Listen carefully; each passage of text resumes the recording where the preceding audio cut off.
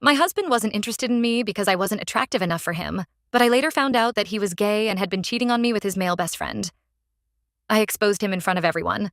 I'm a 30-year-old woman, and I've been married to Steven, 35, for 4 years now. We live with his family, and our marriage has been anything but happy. When we first met, Steven seemed like the perfect guy. He was charming, successful, and came from a good family. We dated for a year before getting married, and during that time, everything seemed great. But as soon as we tied the knot, things started to change. On our wedding night, Steven barely touched me. He said he was tired from the festivities, which I understood. But as days turned into weeks and weeks into months, intimacy became a rare occurrence.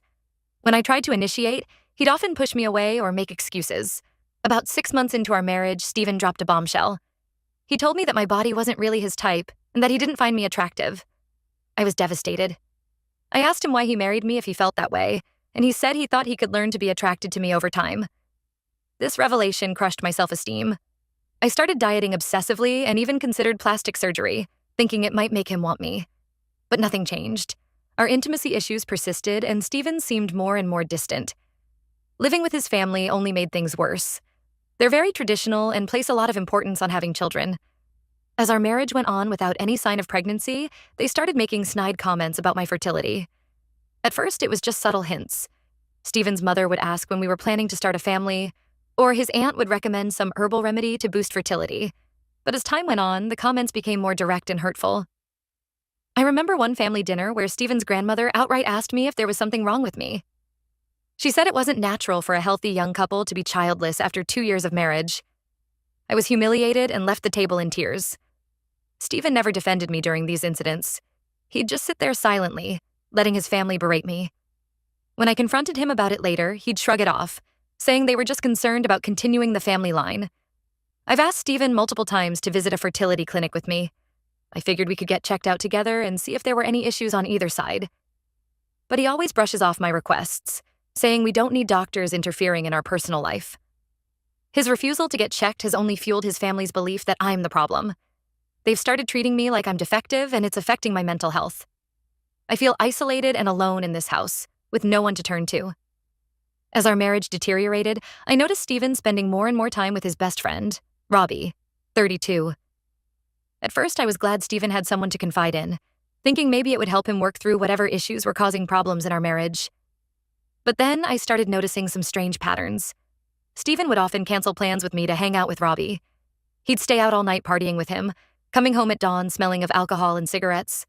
When I'd ask where he'd been, he'd get defensive and accuse me of not trusting him. Steven started spending more nights at Robbie's house than our own.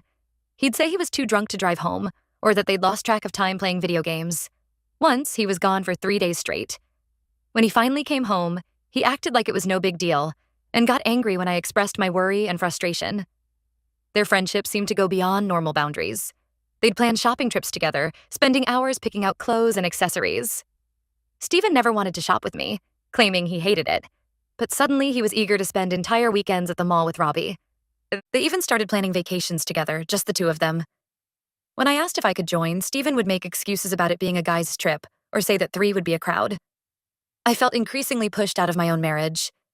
The physical affection between Steven and Robbie also raised red flags for me.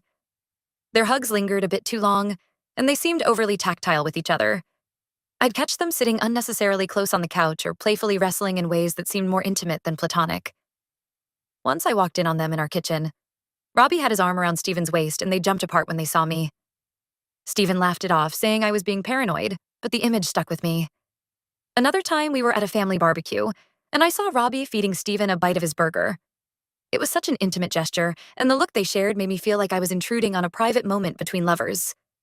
Despite all these red flags, I tried to convince myself I was overreacting. Steven was my husband, after all. He'd chosen to marry me. But doubt continued to gnaw at me, and I couldn't shake the feeling that there was more to their relationship than met the eye. As our 4th wedding anniversary approached, I hoped it might be a chance to reconnect and work on our marriage. I planned a special dinner at home, bought new lingerie, and even wrote Steven a heartfelt letter expressing my love and desire to make things work. The day of our anniversary arrived, and Steven didn't even mention it. He left for work without a word, and as evening approached, he didn't come home. I called and texted him repeatedly, but he didn't respond. Hours passed, and I grew increasingly upset and angry. Finally, around midnight, I decided I'd had enough. I knew where he was likely to be, so I got in my car and drove to Robbie's house, determined to confront my husband and bring him home. Little did I know that night would change everything. First update. When I arrived at Robbie's house, I was surprised to find the front door slightly ajar.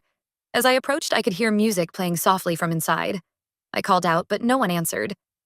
An uneasy feeling settled in my stomach as I pushed the door open and stepped inside. The living room was a mess. Empty beer bottles and half-eaten plates of food were scattered everywhere. Clothes were strewn about haphazardly, including what looked like Stephen's favorite shirt draped over a chair. I made my way through the house, calling out for Stephen and Robbie. As I approached the bedroom, I heard muffled voices and laughter. My heart was pounding as I pushed open the door. Nothing could have prepared me for what I saw. Stephen and Robbie were in bed together, naked and entwined. They didn't notice me at first, too caught up in each other.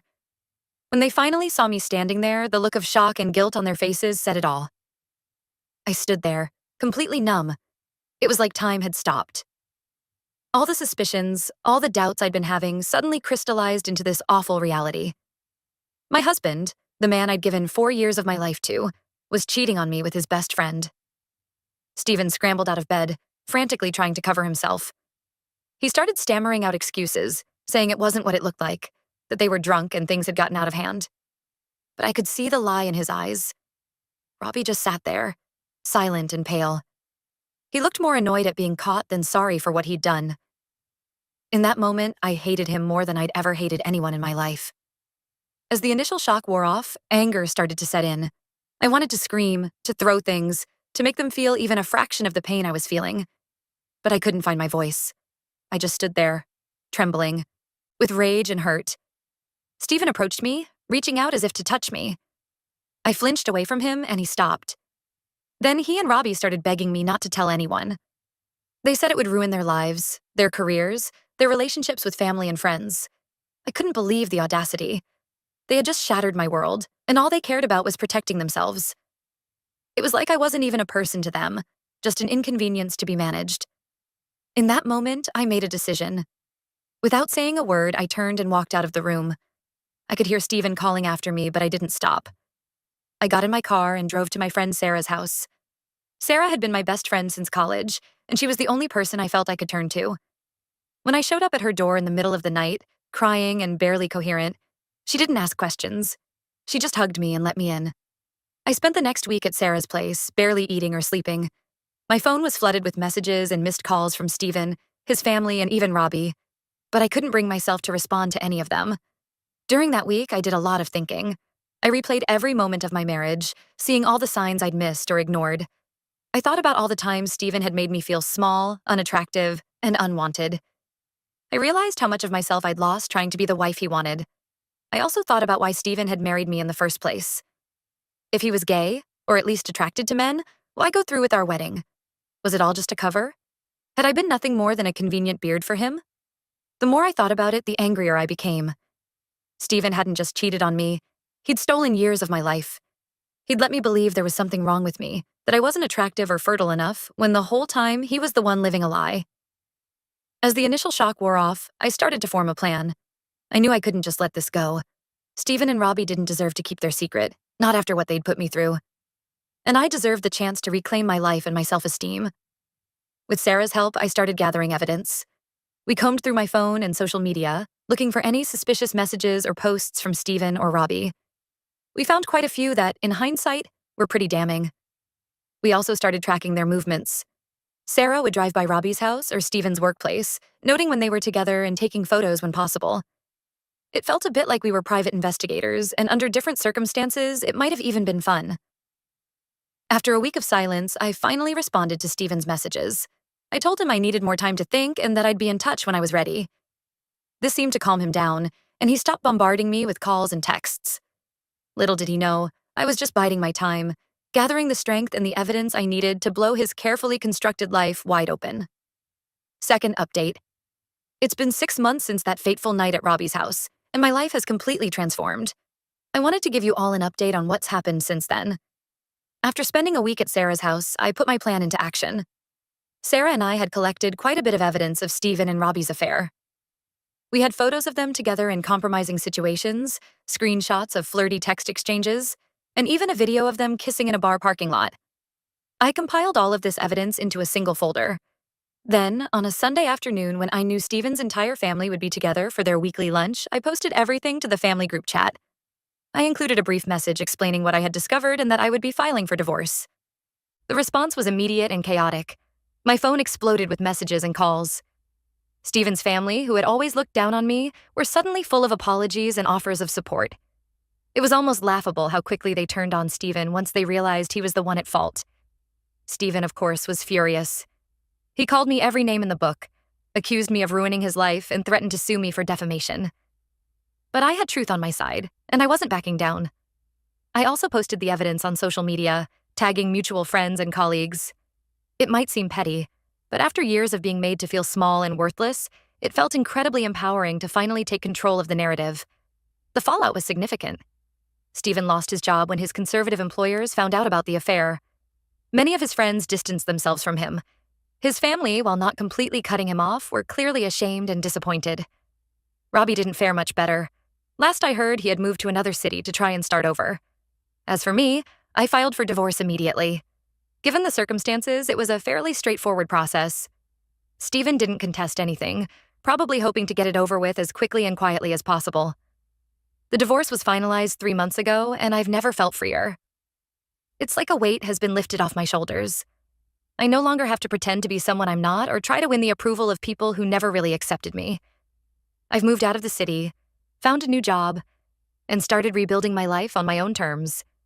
My self-esteem, which had been at rock bottom for so long, is slowly but surely improving. I've started therapy to work through the trauma of my marriage and the affair, and it's been incredibly helpful. An unexpected but welcome development in all of this has been reconnecting with my old boyfriend, Mark. We dated in college but drifted apart after graduation. He reached out to me after hearing about my divorce, offering support and friendship. At first, I was hesitant. The last thing I wanted was to jump into another relationship. But Mark has been incredibly patient and understanding. We started off just talking, catching up on each other's lives. Slowly, those feelings I had for him in college started to resurface. We've been dating for about a month now, and it's been wonderful. Mark treats me with respect and genuine affection. He makes me feel attractive and valued, something I never really felt with Steven. It's still early days, but I'm cautiously optimistic about where this might lead.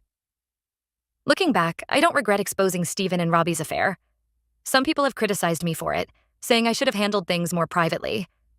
But after years of being lied to and made to feel inadequate, I felt I had the right to reclaim my narrative. I know now that I wasn't the problem in my marriage. I wasn't unattractive or unlovable. The problem was Steven's inability to be honest with himself and with me.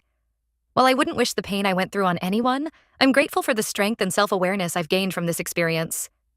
To anyone out there who might be in a similar situation, wondering if they're crazy for suspecting their partner of cheating, I want to say this. Trust your instincts. You deserve honesty, respect, and genuine love. Don't let anyone make you feel less than worthy. As for me, I'm excited about this new chapter in my life. For the first time in years, I feel hopeful about the future. I'm rediscovering who I am outside of being Steven's wife, and I like the person I'm becoming. Whatever happens with Mark, I know that I'll be okay. I'm stronger now, and I won't settle for anything less than the love and respect I deserve. My husband's ex-girlfriend is dying.